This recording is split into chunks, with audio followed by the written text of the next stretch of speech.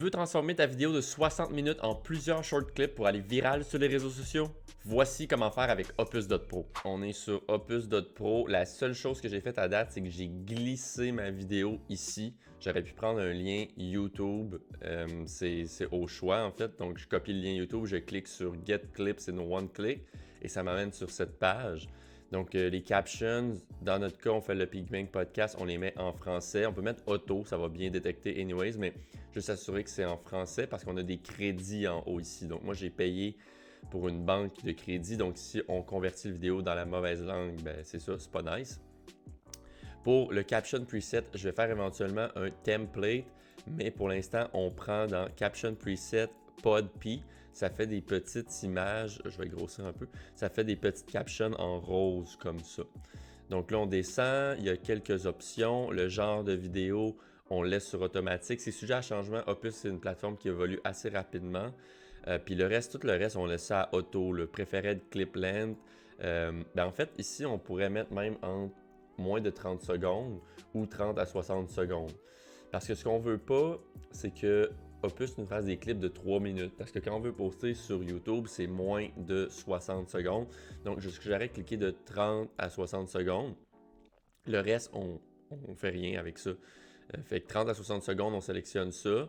Ou moins de 30 secondes, là, c'est au choix. Puis on fait Get Clips in One Click. Et là, Opus va commencer à faire son processus pour chopper le long vidéo en court vidéo. Ça prend quelques minutes. Ici, ça dit Estimated Time 16 minutes. Ça va vous envoyer un email une fois que la vidéo est prêt à être edit. J'ai reçu mes clips de Opus dans mon email. Donc, comme vous voyez, Your clips are ready. Et là, on clique sur le petit bouton mauve View Clips. Et là, ça m'ouvre Opus.pro. Et là, à ce moment-là, j'ai mes clips. Comme vous voyez, j'en ai 1, 2, 3. Si je descends, Opus, il m'a chopé mon vidéo qui dure 55 minutes en 27 petits clips. Le but, c'est pas de toutes les sélectionner. Comme vous pouvez comprendre, il y en a qui vont être bons, il y en a qui vont être moins bons. Il me les a mis en ordre de score. Il donne une note sur 100 à chacun des vidéos, mais évidemment, on commence d'en haut, puis c'est semi. Là. Puis il nous donne en fait plusieurs informations. Il nous donne le hook, donc le début de la vidéo a réussi à attraper l'attention de l'audience, le flow, l'engagement, puis le trend. Donc, il nous classifie un peu la vidéo selon un algorithme AI XYZ. Donc, je vais cliquer sur la deuxième vidéo que le AI a nommée « Comment créer un trottibus à l'école, promouvoir la marche et créer une communauté ». Donc, la première étape, ce serait de tout écouter les clips pour voir qu'est-ce qui serait relevant, qu'est-ce que je veux vraiment poster sur mon Instagram, TikTok, YouTube par rapport à mon podcast, qu'est-ce qui est pertinent comme segment. Puis là, disons que je les ai toutes écoutées. J'ai sélectionné le numéro 2, numéro 8, numéro 10. Mais là, je vais aller sur le numéro 2 et je vais faire le petit crayon ici. Edit clip. Comme vous voyez, on a plusieurs options possibles. On peut partager directement à partir de Opus. On peut l'exporter pour éditer dans Adobe Premiere Pro ou on peut downloader la vidéo. Nous, ce qu'on va utiliser aujourd'hui, c'est vraiment Edit Clip et ensuite le download de la vidéo. Donc, je vais cliquer sur Edit Clip. Et là, je rentre dans un menu vraiment similaire à un logiciel de montage vidéo. C'est comme une interface de montage vidéo. Et comme vous voyez, j'ai la ligne en bas, la timeline, comme vraiment dans tous les logiciels de montage vidéo. Et si je clique à un endroit, ça m'amène sur la vidéo. Et là, ce qu'on veut faire ici, on a le texte à gauche. Donc, le AI a ajouté les captions. En gros, ce que le AI a fait, a coupé mon clip de 60 minutes en plusieurs petits clips et a ajouté des captions, donc des sous-titres pour aider à la rétention sur les réseaux. Donc, quand je clique sur un mot, ça m'amène dans la timeline à ce mot-là. Donc là, je clique sur « on », par exemple, qui est le début du clip. Et si je voulais, par exemple, que le clip commence à « oui », eh bien, je clique sur « oui » et je clique sur « set as start ». Et comme vous allez voir, vraiment, le texte va devenir blanc et le clip va commencer à cet endroit-là.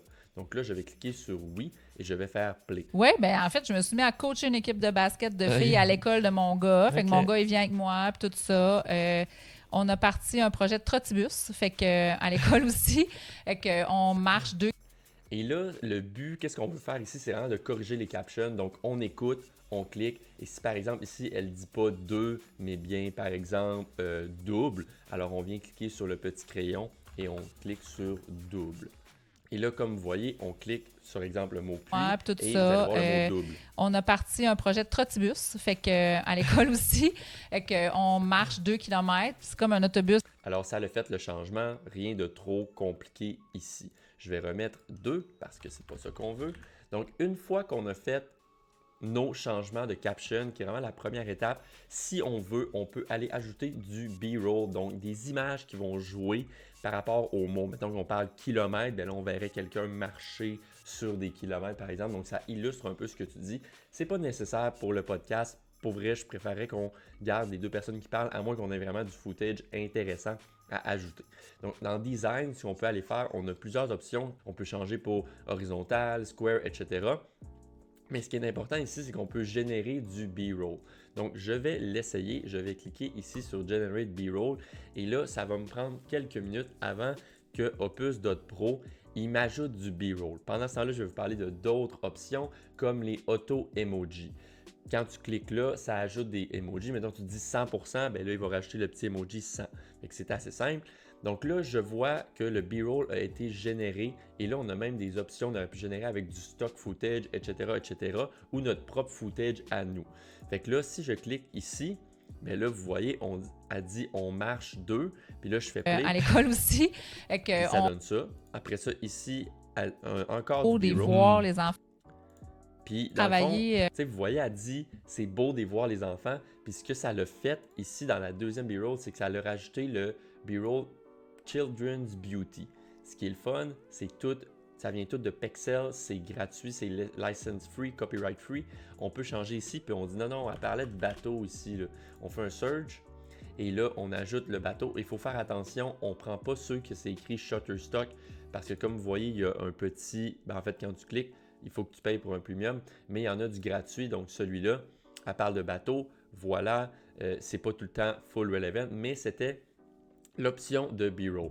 Donc, je vais le disable et là, je l'enlève et ça me donne un beau clip. Donc là, on peut vraiment couper où ce qu'on veut. On peut faire clic ici, set as end ou déliter le texte et l'audio. Donc, c'est vraiment comme un Word document qui agit sur ta timeline pour vraiment faire des clips short vidéo.